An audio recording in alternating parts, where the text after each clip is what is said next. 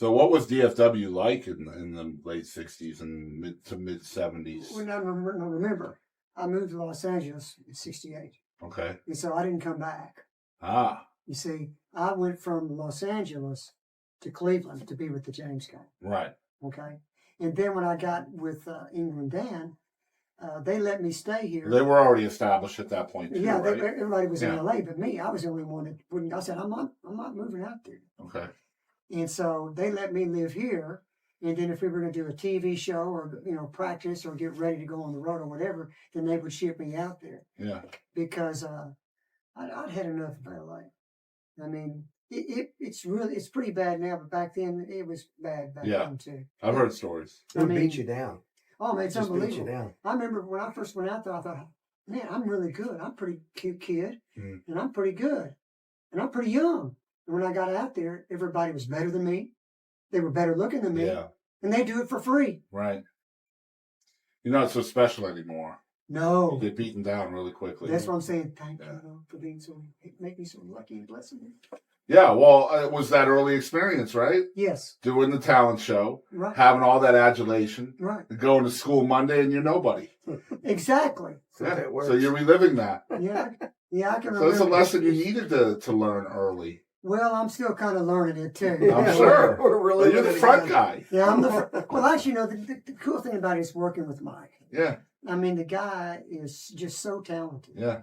I mean, he can play better than most people. He can sing better than most people, and do it at the same time while he's looking around seeing what I'm doing. It's insane. It's not fair to the rest of us mere mortals. He took all the talent. But it's just the good thing about working with Mike is not only that he's such a good fella. Yeah. And just when we decided to put this thing together, we really didn't know what it was going to be.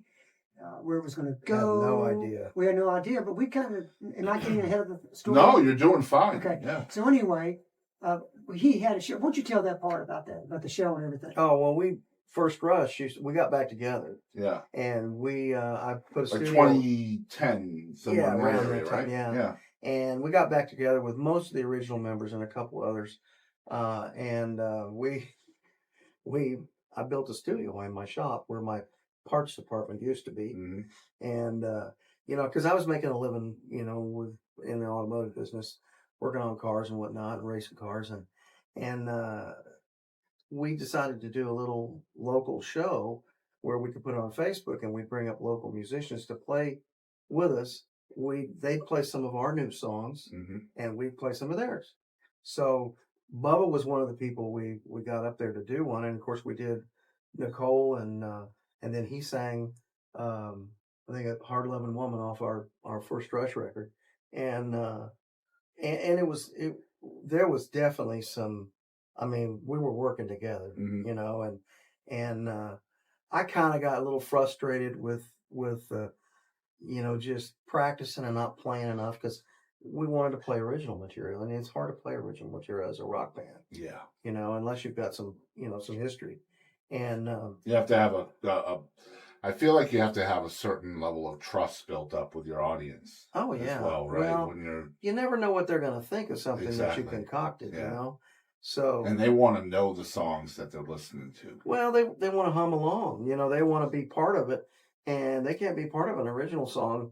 That's why we play a lot of Bubba stuff that was fairly popular, and that helped. That breaks the ice, but I think no matter what you do as a musician, when you get on stage, you got to remember that whatever you do, you got to do it well. And even if it's somebody else's song, that's right. You can put whatever spin on it you want to put on it. And I would say that's imperative. You put your spin on it. It's funny, but because that's not to interrupt, but that's how you get your audience to accept an original.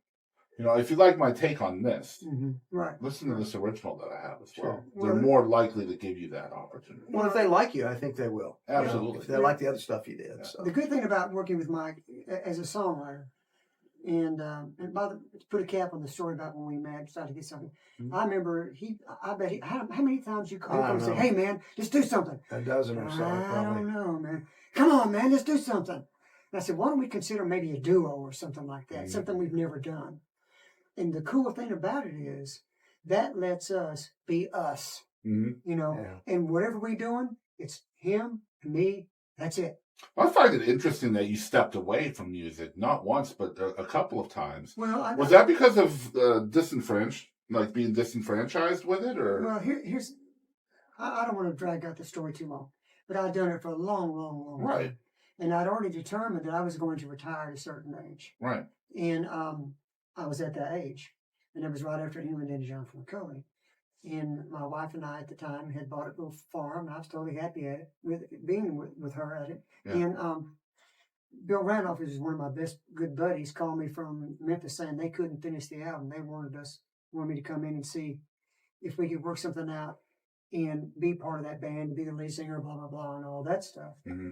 I said, well, let me talk to my wife about it, because she was actually pregnant with my first son. And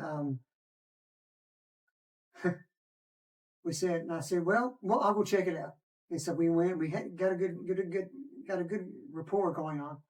And then I talked with him. We said, we're going to give it 5 years. That's it. No matter what I'm doing at that point, I'm done, because my family needs me. Right. They're at that age where they need a daddy, not road daddy. Right. Not somebody they see on TV. Somebody that's sitting there with them, playing and having fun and stuff. And so that was already predetermined. And so it didn't matter. And so you just stuck with that. Yeah. And of course I still do music, but I did it.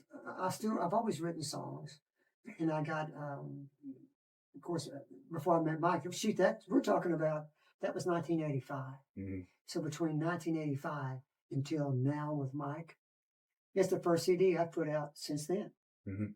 And the great thing about working with Mike is, you know, he comes up with these great ideas, but we never say, okay, we got to do it right now. I got to finish it right now. Right. Because we didn't have a deadline. We said, you know what? Been there and done that too many times. Oh, yeah. Because the thing about it is, for example, like the song The Truth that we do together,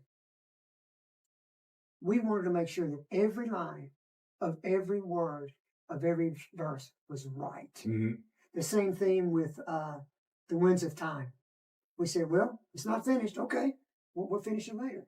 Because you can't, because once you start doing that, when you start saying, we got to write something right now, then you're just somebody else working in an assembly line. Yeah, that can stifle your creative process for sure. Yeah. And the good thing about it is we had such a good rapport as writers that, but we would know when it was right. You just know, you know, just like the song, Hey You. You know, we kind of worked on that for a while. And like the song that, The Winds of Time. You know, we did say, well, that's finished. No, it's not finished. We wanted it to be like a Stevie Ray song. I'll sing until I'm tired of singing, then he'll play some guitar. Right. When he's tired of playing guitar, I'll sing some more. Yep. And that way, it's original, it's fresh, it's unique, and it's not... And it's different every time you perform as well. Exactly. Yeah. Exactly. Which is replay value to your audience. Well... Well, when I came up with that chord progression and basically the kind of most of the song, I didn't have any idea what we're going to call it, and so I get to rehearsal and we get together and I said, hey, I got this new thing. Listen to this, and he started singing the daggum song. I mean, this guy, I've never worked with anybody that could just immediately come up with something, because I've always had a lot of ideas and I had to finish the songs myself most of the time. And but lyrically, just a melody wise or something over the top of stuff. That's why I think we do our best work when we write together. Although we've written some pretty good songs. Yeah. Individually, and that's, to me, that's the joy in this, because I can get up and I can play with a local rock band and play all these songs I've played for, years. Yeah. I mean, I can get up there and play Rocky Mountain Way all night long, that sort of thing. And very good. But it doesn't. With the squawk box. Yeah, we have a copy of it. The funny thing about that is that's really the first time I've played that in probably 25 or 30 years. Well, I'll have to put that disclaimer on it. They won't believe that. They won't believe that at all. But, remember the talk box came out of my mouth. I wasn't used to having that tube in there. And I thought, all the things I wanted to say. It was great. Oh, I was thinking all of those things you probably wanted to say. But you know, you can do that stuff. I mean, what most local bands are doing these days is they call up their buddies, hey, we got a gig Saturday night, and they throw it together and they do it, and that's cool. I'm glad they got that opportunity, and I have to say that I admire people that do that for a living because it's hard. Yeah, It's hard. Yeah, and you don't make much money.